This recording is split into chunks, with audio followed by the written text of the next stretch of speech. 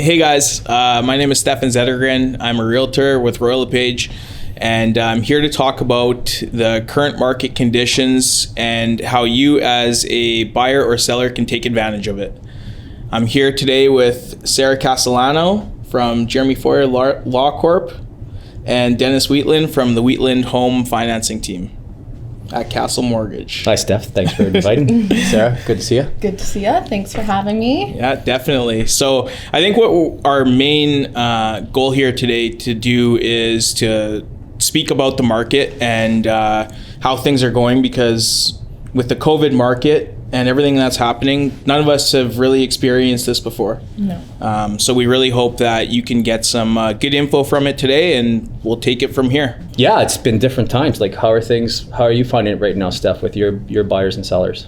Yeah, it's definitely different. It's been a lot of, people don't really understand what's happening right now.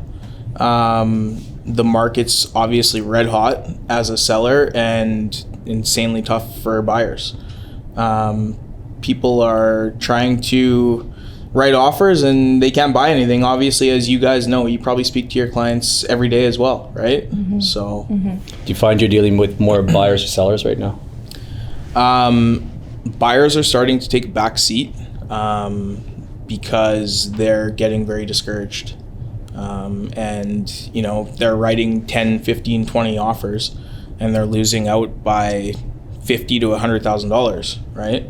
So there has been a lot of listings coming up because people want to take advantage of that, Mm-hmm. but buyers is tough right now. So It's interesting you say that, because I think a lot of people's perception right now is, oh, it's easy as a realtor, right? Or as an agent, and because the market's so hot. So what would you say in response to that, yeah, that's definitely what everyone is thinking right now, is things are so easy for a realtor. And it must be so good, and you must be killing it. The thing that people don't see is I showed 125 houses in March. That's crazy. Wrote 30 plus offers for buyers and got 3 of them. So, you're working 10 times as hard for people to get awfully discouraged, and that was about 14 different buyers on the go in March, and 11 of them didn't get houses. Yeah, I'm seeing the stress level seems to be high, whether it's the new buyers I'm dealing with or the realtors as well. I mean, there's lots of stress, and then when there's a deal that's close to being made, everybody is just really tight on timelines and things like that. How are you keeping your buyers interested after they've lost so many homes? That's another tough thing. I think a lot of buyers are, like I said, completely taking a back seat. They want to just play out the market, see what's going to happen. A few of them, they're talking to friends and family and, hey, I want to buy grandma's house, or I want to buy my auntie's house, or whatever it is, right? And that's completely understandable,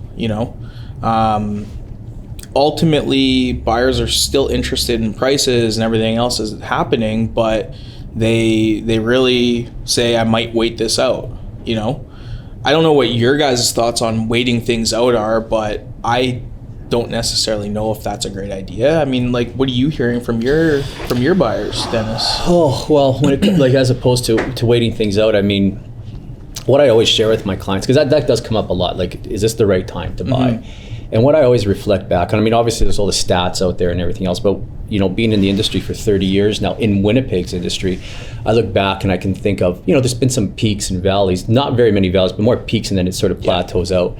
And, I've never seen the market go down. You may have some slight corrections sometimes, but I've never seen somebody lose money on a house they paid the right price for. Absolutely. So my answer always is now's the right time. I mean, there's other things like interest rates and that are also good. Yeah. But if you look back 3-4 years ago when the market was taking off and the same questions were coming up then, those people have all made $20,000, $30,000, $40,000, $50,000 on the house that they thought then was Absolutely. what quite priced. Yeah. And we're still seeing things skyrocket. So always, real estate's a good investment in Winnipeg.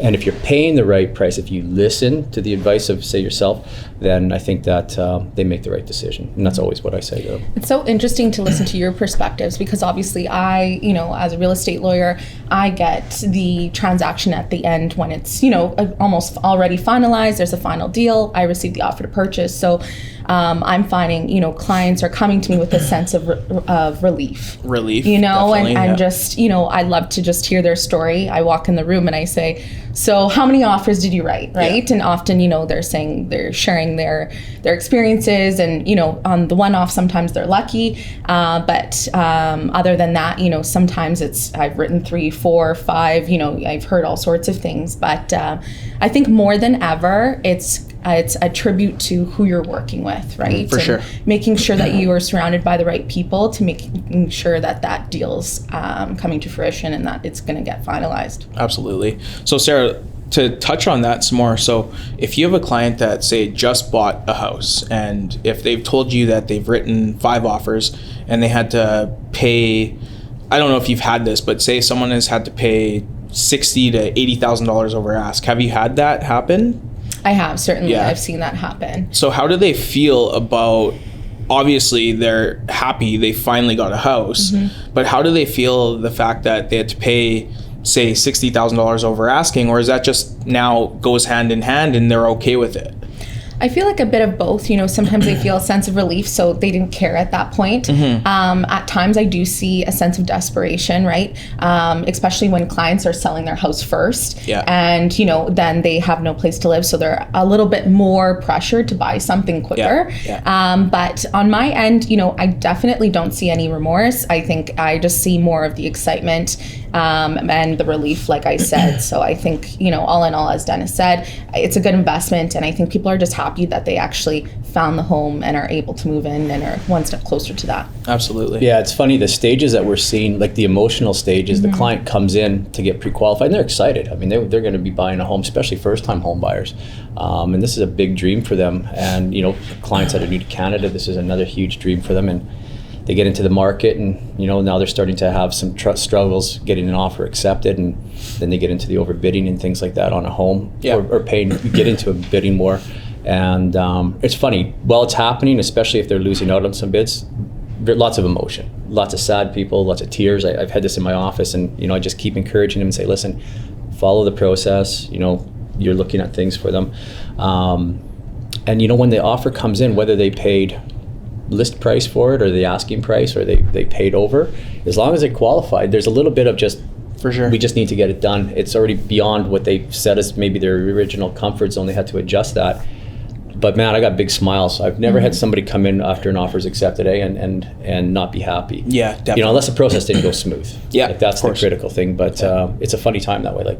I've never had an unhappy home buyer. Not at all. Well, I think it goes with the fact that people are hearing all these stories about the fact that they can't get a house. Like, everyone you talk to knows somebody that's put in 10 offers. What's your average? How many offers are you writing right now per client? Per client? Yeah, if you had to throw an average out there, 10 to 15. Wow. Yeah, and it's typically, like, in years past, you might write on 3 to 4 houses max. So and you'll get one. So 10 to 15, and how many houses are you showing before you write average an offer? Client? Yeah. Oh, well, before I write an offer, it's a tough one, but probably average houses that I'm showing to clients right now is anywhere from 20 to 40. That you're physically showing them? Yep. And in, like I say, in years past, it's been, you always have the client that's like, oh, I don't know if I want to buy the first house I see. That's a classic line, right?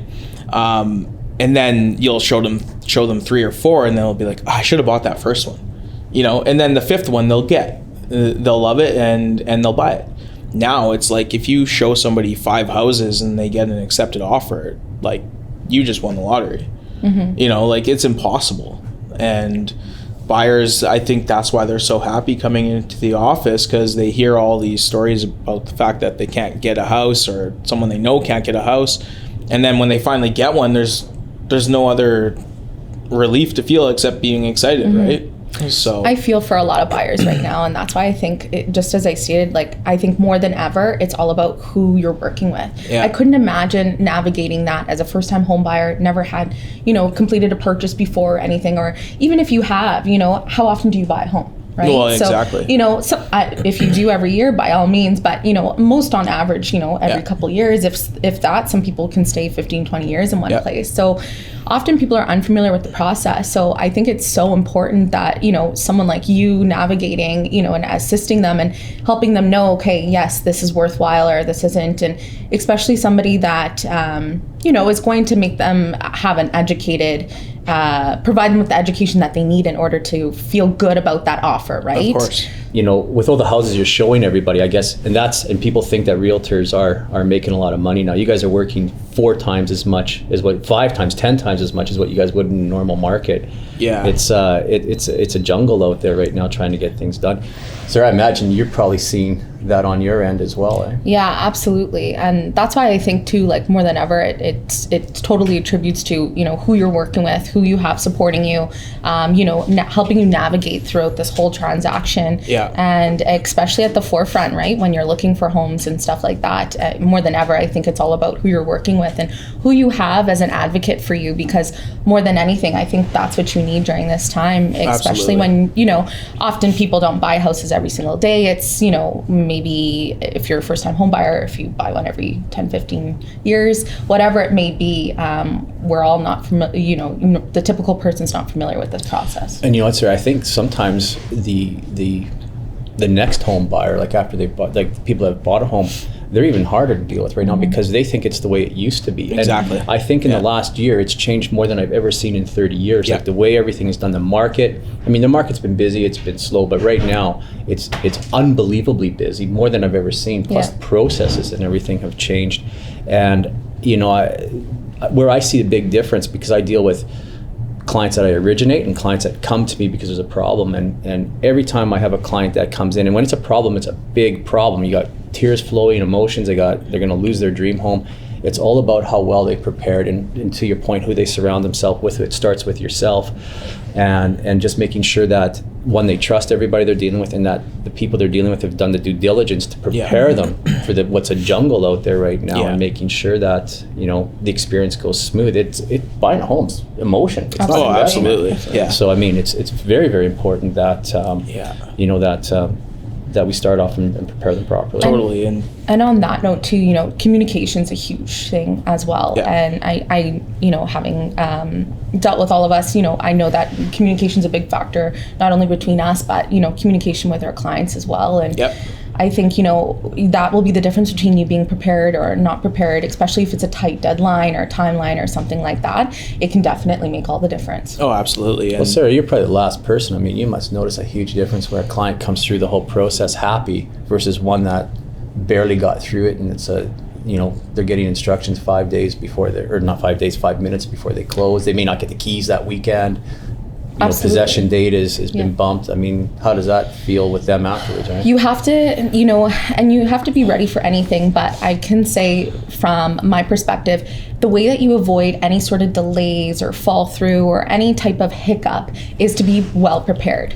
And I can certainly say, from my end, I kind of see the way that a client's able to navigate the whole transaction. And if they did so with the assistance of others and the well assistance of others, or if they did so kind of blindly and, and there was, of course, there's always some circumstances that are unforeseeable and, stuff happens, it's all good, but it's kind of how you push through and you navigate through that. So with that being said, making sure you're prepared, I always, that's my first and foremost. It doesn't matter if your deal is, 1 month out or 4 months out.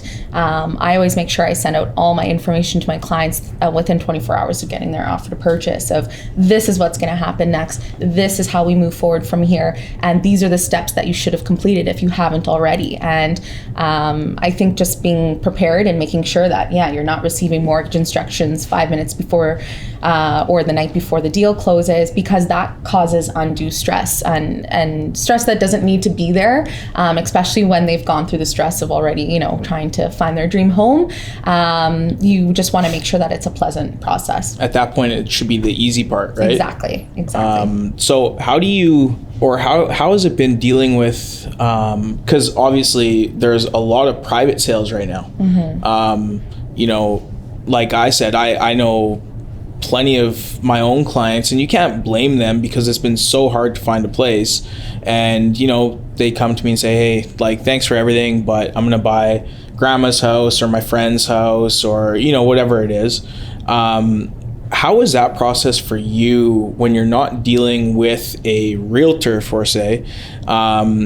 Because obviously, you know, we are there for them every step of the process, but if they're trying to do things on their own, like, is it a big difference in how things are handled? Like, Definitely. I guess you're doing twice the amount of work as well, right? Exactly, and that's exactly what I was just going to say. It's double, if not triple, the amount of work on my end. Often, I do see that people end up almost regretting their decision to do it privately because it is so overwhelming. With that being said, you know, obviously I help to best navigate my clients as best as I can. But Hey, Steph, since COVID, the last 15 months or so, how are you finding like the timing and everything on deals, you know, with financing and things like that? Particularly in the last couple months, I would say, you know, you're used to 4 to 5 days for financing condition. I feel like that's went down to about 2 days now, because sellers don't want to wait. 2 minutes. 2 minutes. Yeah, 2 minutes. 2 minutes. Probably now, yeah. Exactly. feels like And then the tough part about that is if a house requires an appraisal, the appraisers are so backed up right now. Obviously, as you know, you deal with the appraisers a lot more than I do. And, you know, you're giving somebody 2 days and you have your part of the work to do, and then you have to call an appraiser and they have a couple days worth of work to do. So I think deadlines are just out the window right now, and timing is out the window. Like, would you agree? Oh yeah, like really what's changed is the process hasn't changed as far as what needs to be done. You know, it's not any different what we have to do to get somebody approved and adjudicate their deal and get an appraisal done. Like if it took 2 days to do an appraisal 2 years ago, it still takes 2 days to do an appraisal today. Like, that hasn't changed. But I find the demand in the market, like when you're with a client and there's just so much pressure for a client that if they write with a financing condition, they have very little time to get it done. The process to get someone approved takes a few days, 3-4 days. That's normally what it takes. But now, like I say, we really virtually have 2 minutes, you know, to get it done, and so that puts tremendous pressure on everybody. And you know, and it just takes everything. Everything is to the wire right now, and unfortunately, people like ourselves, you know, who are controlling what we do, we can accommodate and just work longer hours and get things done. But when we're dealing with the banks and people now working, you know, two people work at home, 2 people work at the office, no one's communicating properly, there's delays. The banks are so backed up. Their process, that which used to be 24-hour is now 48-hour, and there's no apologies with COVID. It's just like, that's how it is. You know, I got, you know, there's COVID out there. Our system doesn't handle it. It's not just like fewer people working either. It's literally that many more sales, which is the crazy part. Like 100%. Like, you know, it's often people are like, oh, it must be your busy time. And I always laugh and say, you know, now I feel like since COVID started, it's really continuous. There's no difference. There used to be a fine line between, you know, here's the spring market, it's here, it's starting. We knew that from spring to summer, it was going to be crazy busy. Usually around winter, you know, now it's 24/7 all year long. Doesn't matter what time of year it is. Totally. So it's funny you bring that up, because that literally is how it used to be. It was spring market was a gong show. Summer was very busy. And then fall would, you know, slow down a little bit. And then winter, you'd be like, okay, I'm going away, you know. I know this past winter, I was working right through, literally getting calls on Christmas Day. And that's fine, but, you know, there should be a fine line there. And then New Year's Day was quiet for me, and literally January 2nd, just fire right back up. And it's literally, I feel like we experienced a spring market in January. I think it was March 19th last year, 2020, and when they were just coming down with the first lockdown here, and I sat my wife down and said, okay, because no one knew what was going to happen. I thought, this is it, right? You know, like, our market's going to shut down completely. And I'd said to her, we're sitting on the deck, and I said, okay, we have renewals, like steady business that would be unrelated to anything going on. You know, everything's going to be fine and cool. I don't think I talked to her since. It's been so busy. The next day I had 4 offers come in, and with all the restrictions that we have with COVID and everything, I haven't noticed in so much because I've been putting in 14-hour days every day. Yeah. And I know we all have, right? Yeah. Because when I see you're working the same, it's all a chain, right? Me and Our Sarah emails talk are at all- like 10 p.m. Yeah. Like, And, is this closing tomorrow and what's happening? Yeah, Like, there's no more. Is this too late No. for me to call you, right? Yeah, no. No. Should I call you now or at 1 o'clock in the morning? Yeah. But I really, can you call me in half an hour? It would be better. You'll reach me. The market is absolutely kooky. Everything is to the wire. Like, you're getting things to me with, I have minimal time to get it done. Yeah. I barely get it done. And then you're getting instructions last minute to close. The client's waiting in the car for the instructions to come. But that's how it's been for the whole year. Like, it's just been absolutely a zoo. I guess it starts with me because I'm telling my clients, don't worry, Dennis will get this done for you. Yeah. And Sarah will get this done for you. So, Well, which goes back, like, you have to be prepared, like everything, your system, and we've learned new systems now because of the new lack of communication. We can have our face-to-face stuff with people, but like, how are you preparing your guys differently? Like, what are you doing different to start this whole process? To start the whole process, I mean, it's really about communication, and you have to prepare them and just say, this can go this way or this can go this way, but you have to just know that you never really know what's going to actually happen. I've been telling people, I've been in the business 8 years now, and the last 6.5 years, you can ask me a question and I should be able to answer it. Sorry, I should say the last 4 or 5 years, because you're gaining knowledge, and you ask me a question, or you ask me what a house is going to sell for, or you ask me whatever it is, and I could potentially give you a pretty bang on answer. Right now, you ask me what a house is going to sell for, I am like the rest of the public. I have no idea.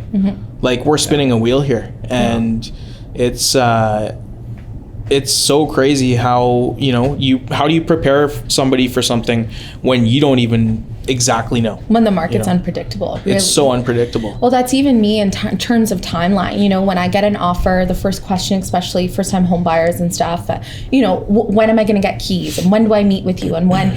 And so I like to send them a introduction email where it sets out everything that I need, what's required of them, what the next steps are. But with that being said, a lot of my aspect is waiting on other people. So that part I find difficult in terms of COVID, right? So at times it is, following up, making sure that I do have, mortgage instructions and stuff like that.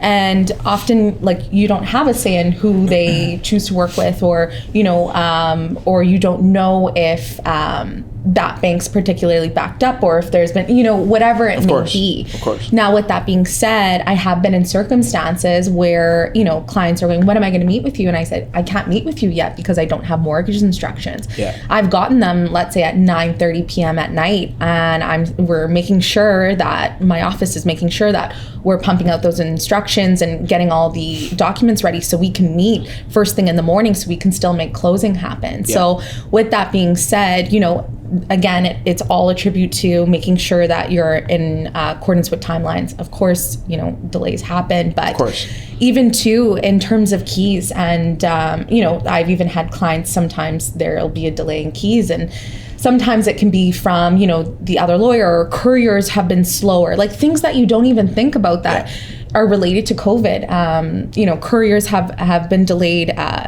Banks are backed up, as Dennis said.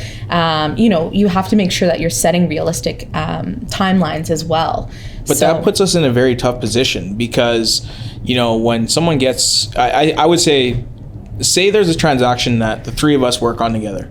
The client will get referred to myself, and then I will refer them to you if they're looking for a mortgage broker. Mm-hmm. And then, we'll both refer them to you if they need a lawyer, right? So I feel like it's very tough because they look at us as their savior. And this is why they're hiring us, to take them through all these steps and for everything to go smoothly. Mm-hmm. But then, we're dealing with all these, like, you should never be getting instructions at 9:30 p.m. the day before closing. Mm-hmm. Like, that's shouldn't be the way things are going, right? Again, external factors. Of course, right? that's what I mean. Like, and Dennis can't help it. He's getting the instructions at 9:29 from Toronto. Like things have changed so much, and we're just juggling around as much as we can, and it makes things tough. Of course, that's not always the case. No, but, of course, but when those things do come up, absolutely. I mean, prevent them when they can. But honestly, I do, breathe a sigh of relief when you see somebody that is going to get the job done, right? When I see that your name's on the offer, when I see Dennis is, the broker, and definitely, I think our work ethic's very similar in the sense of, Absolutely. If I'm working at 9:30 and I, need to reach out to Dennis about something, he's going to answer his phone, right? Where I find that too, that's the biggest difference in your profession, right? Where, your hours are kind of 24/7. Kinda.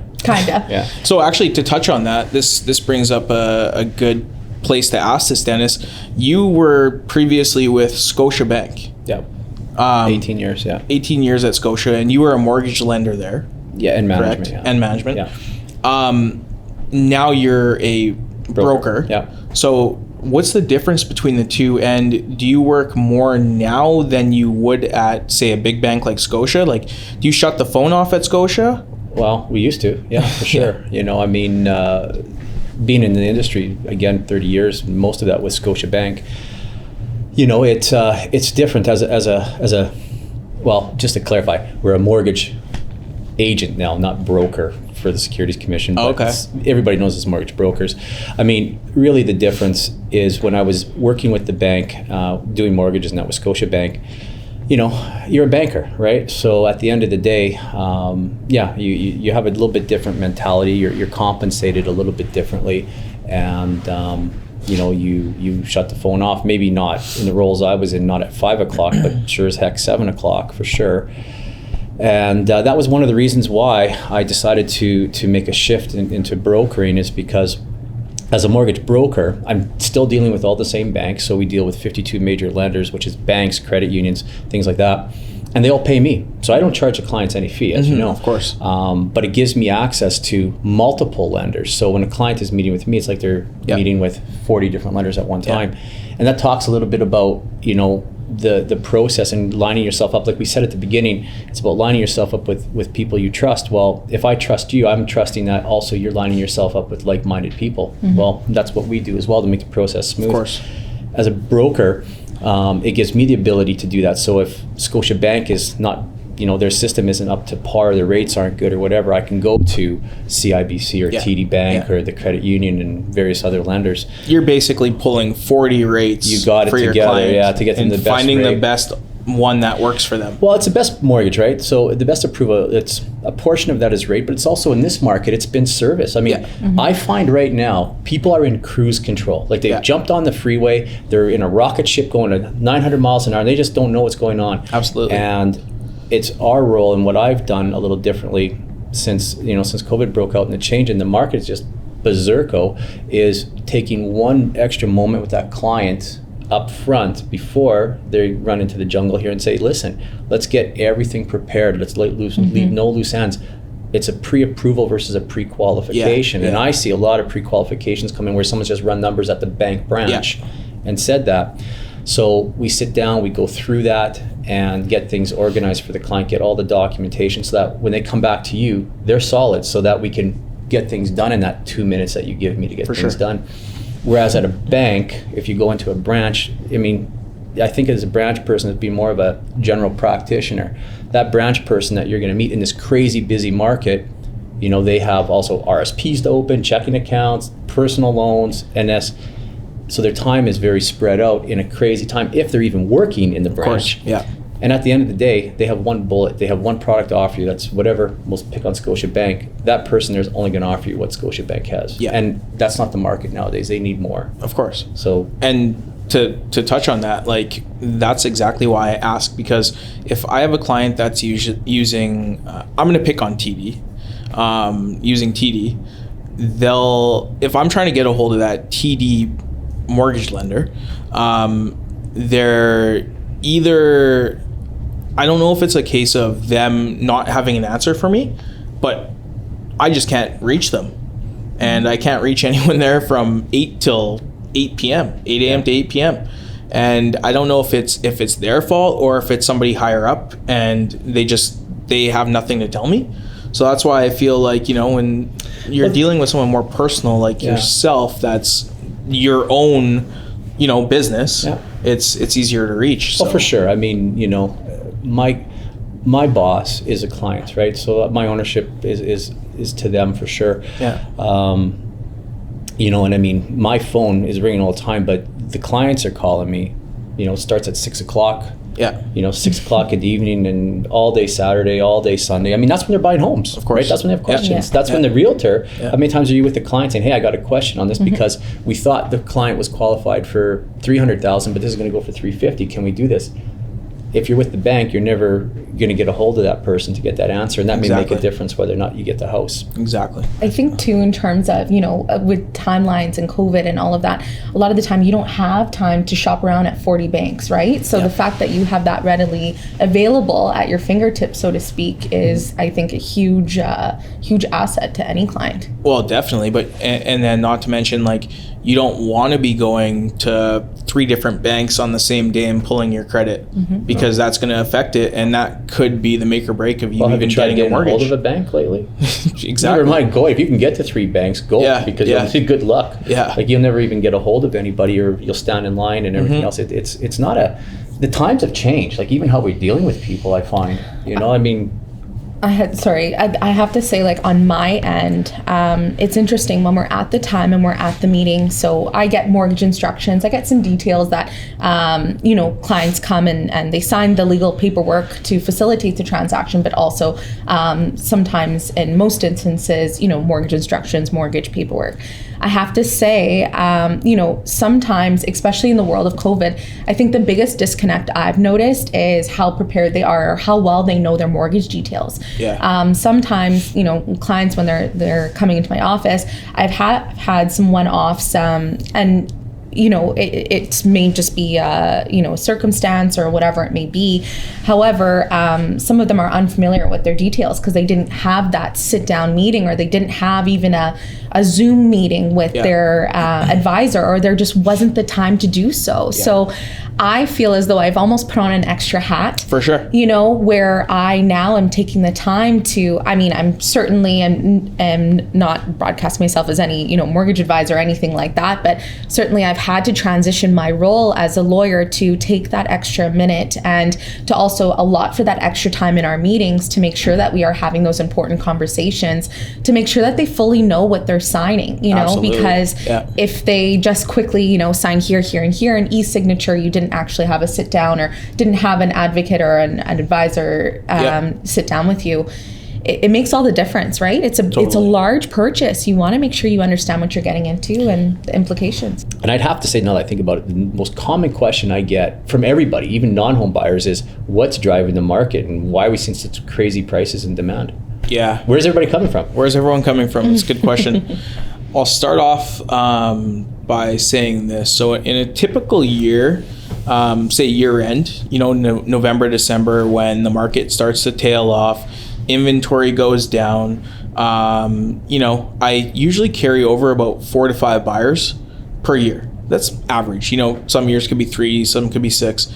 This year I carried over 21 buyers from last year to this year. So what that's meant is inventory being so low last year when everyone went into this huge panic of COVID, of course, very fair. But inventory was so down last year, and all those buyers, that's just me. That's 21 buyers for one agent. And, now add all the buyers that want to start looking this year, because usually it's life. Every year you'll get someone that wants to buy a house, and every year you'll get someone that wants to wait till next year, right? So take all these buyers that couldn't find a house last year, pool them all together, and then add the new ones that want to look this year. Lack of inventory, obviously we're still seeing a very strong lack of inventory. Sales are up like crazy, but inventory is down, which hardly makes sense, but it's the case, right? I think that's what's also driving these prices, because there's so much competition. Interest rates obviously play a bit of a factor, but I don't think it's everything that's causing it. Yeah, we've seen the lowest rates I've ever seen. You know, we were down to 5 years at 1.3%. I mean, that's locked in, and that's phenomenal, unprecedented areas. And yeah, that's motivated some people. Now rates have come back up. Yeah. We're slowly back up to 2% now, which is still low. It's funny how it sets the bar, because rates should be around 3.5%. Once they drop to 1.3, everybody thinks 2% is a crazy rate. Well, if you gave me 2%, you give me 2% for the next 25 years, show me where to sign. Right? But it does motivate people for sure. And it doesn't change the affordability, because there's a stress test that we go by. But I'll tell you, it's again, like we were saying earlier, I very rarely have clients asking what the rate is right now and asking what the payment is. I have to force that on them, But that's definitely been a factor, I think, just all the media hype around it, for sure. Well, and I guess for the media, like with the stuff that you guys see, and I got my own opinion on it, but do you think the media is driving this hysteria into people and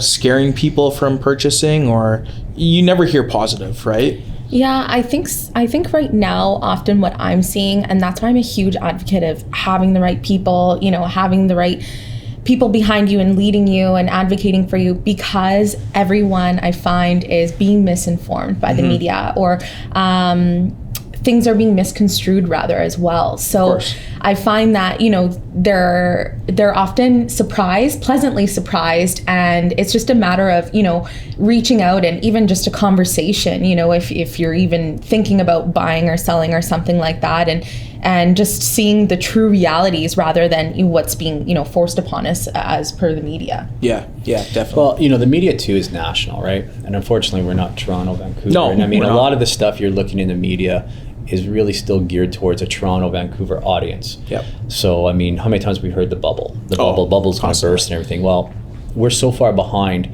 what the prices are in Toronto. For example, you'd pay $1 million more for a house in Toronto. And those markets, Toronto, Vancouver, Alberta, are traditionally up and down just because of the values. I mean, again, what bubble is bursting here? If it's not going to burst, if things change, it might correct a little bit, where, again, we go from a correction is good. We go to a plateau, right? Yeah. And that's it. I mean, no one's left without a chair to sit down when the music stops here in the market. So that I don't see. The media is very negative. Negativity sells in the media. I mean, you don't hear a lot of positive stories come out of it, and how people have made tremendous amounts of money on the sale of their home and benefiting from the market. Yeah, that's very true. I mean, you hear the negative, and you literally hear about Toronto and BC. It's like they'll show stats across Canada, and you won't see Manitoba in them. And that part drives me crazy. Like, why are you talking about the Winnipeg real estate market without showing a stat? Well, you know what? I mean, you see the interviews recently where they were showing the people that lost bidding. They were bidding for houses, and it's crazy and it's unfair, and they lost out on it, and they're upset and on the news about it and everything else, and they felt that they should have been given more information. Well, if they'd interviewed the people that got the house, you would have two totally different interviews, right? You would have the happiest people on the planet. Yeah. So, I mean, exactly. That's just the media. Yeah. No, definitely.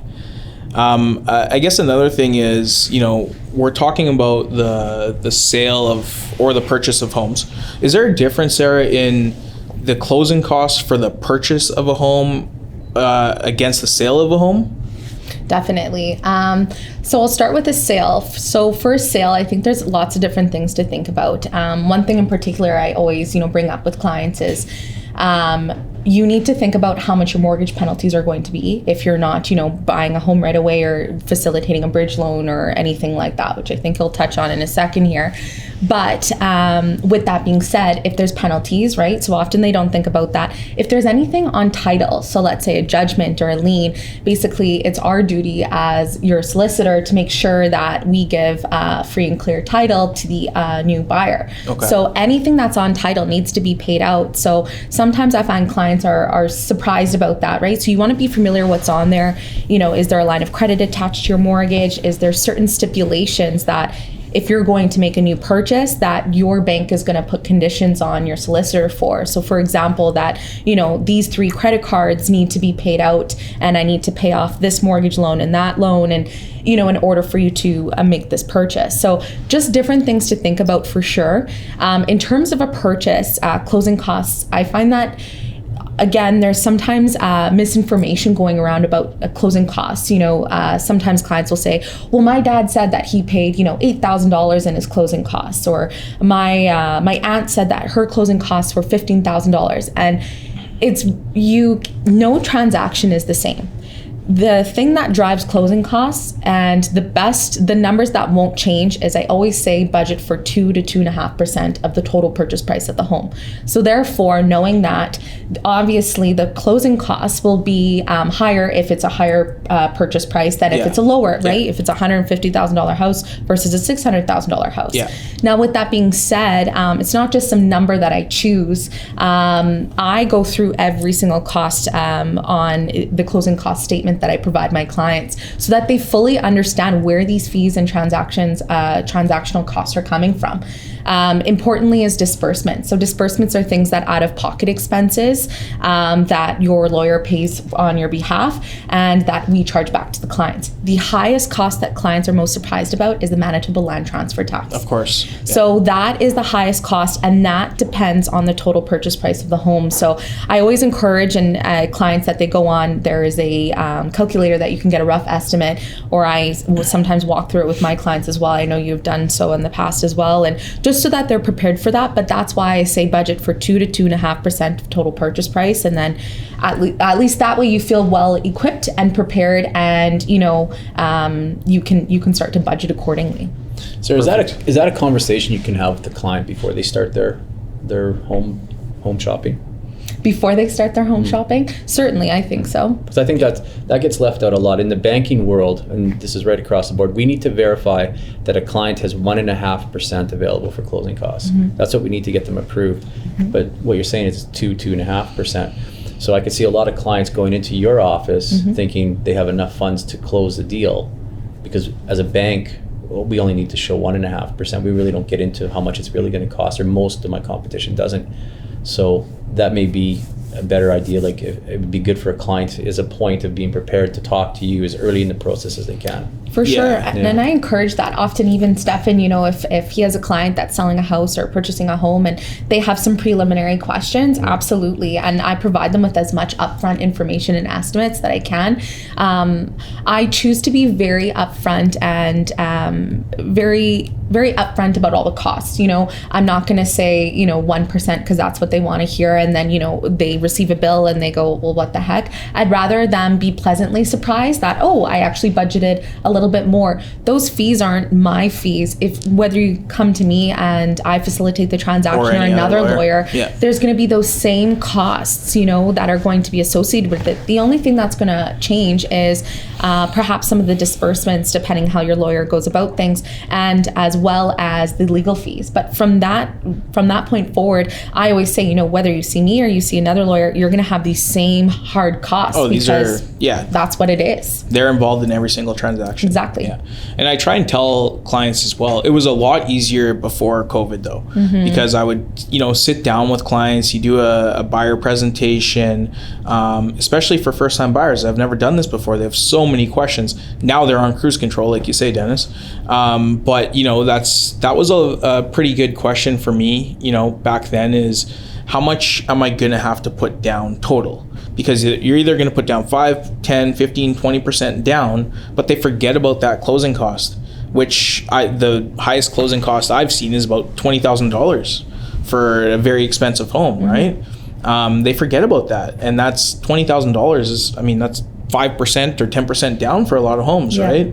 So that's I think that's an important thing for people to understand, is closing costs. You can't avoid them, and they're out there everywhere. So, and two, I find that clients are often, so you put down 5% or you put down, you made a deposit, right? the closing costs are also determined on taxes as well. Like it's encompassing taxes sometimes depending on what point in the year and how the previous owners paid taxes, as well as, if there's additional down payments, or if we're only getting, $100,000 mortgage, you have to come up with the remaining amount. So, again, it's not just some number I pull out of thin air. And again, that's why I just use the guideline as 2 to 2.5, but obviously it's all circumstantial and it depends from case to case. So I find the least prepared people are the next buyers, the ones that currently own a home, and they require bridge financing. Yeah, I want to touch on that. I want to ask you about bridge financing and exactly what that is, because it's for me, it's hard to explain to clients as well exactly what that is. And it's a bit of a Manitoba thing, right? Because our land title system is a little bit slower than where it would be in Alberta or Ontario, where it's instant. Okay. So, I mean, bridge financing or interim financing, same thing. It's just different terms used. Really, when you're buying a home, when you're selling a home and buying another home, and you're using the equity in your current home as down payment, you're not going to have that money, because usually the house that you're purchasing, you're going to take possession of that house before the people take possession of your existing home. So when you go to meet with Sarah, she's going to need the remaining of the down payment. Where's that coming from? You haven't received any money from the sale of your home yet. So what bridge financing does is that bridges that gap, hence the word bridge. So that's something that you need to make sure your lender, and I can tell you a lot of lenders don't pay attention to it, have that authorized for you and have it approved for you up front, because I see many issues where a client thought they had X for down payment coming out of the sale of their home, and then they forgot, the penalty was much higher because no one talked about it, or there was another lien on the house from their hot water tank or something that they didn't know, or they never had that much equity in their home in the first place. So you need a separate approval. Well, it's part of the same process. Okay. Yeah, your mortgage professional, be it a bank or a broker, needs to spend time to look at your current situation and find out exactly what they owe on the home. And you as a realtor need to be communicating with me to know that as well, because you could be selling a home where there's no equity in it because the guy's parents put a lien on it or something. So it's a necessary thing to make sure of, and it's needed here. And it's just, again, we talked at the beginning about some tips, these are some tips, like be organized up front. This is I think a really good tidbit of info for people to know. Now, before we finish on that, does it cost money to bridge finance? Yes, it does. Think of it's a loan. It's an interim loan, right, between the bank and that. It's a very high risk loan for the bank because they're securing on two homes and a deal could always fall apart. Yes. So the bank their interest rate on the money that's out is usually around prime plus 5. So it's quite high. It could even be higher. And then they charge administration fees anywhere from $500 to $1,500 just to put it together. That's the bank.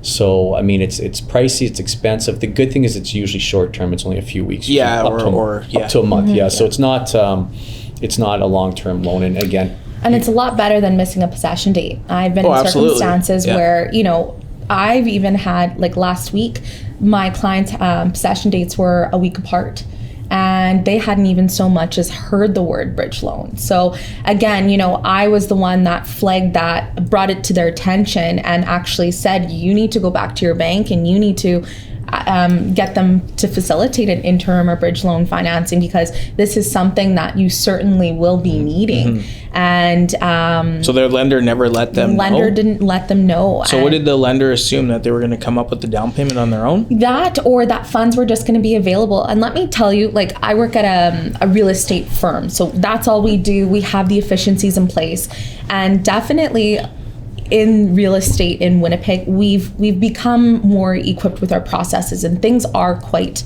fast. Now, with that being said, I can't guarantee that we'll get sale proceeds in one business day. Sometimes we do. Sometimes it takes 2 to 4 weeks. So that's the window of time we always give our clients. There's a lot of extenuating and external factors that I can't account for. So if you're relying on those funds and you need them in 3 days, I can't guarantee that, because I don't know when the other lawyer is going to send over the balance of funds. I don't know if there's going to be a delay from receiving the mortgage, or receiving a payout, something like that. So course, yeah. there's different extenuating factors that even if I do everything and execute everything perfectly, that I can't control. So I always say to clients, get the bridge loan, get the interim financing. If you don't end up needing it, perfect. But if you need it, at least it's there, because I have seen clients, have to delay possession because they didn't choose to obtain a bridge loan or interim financing, or were told that they didn't need it, and then they did in fact need it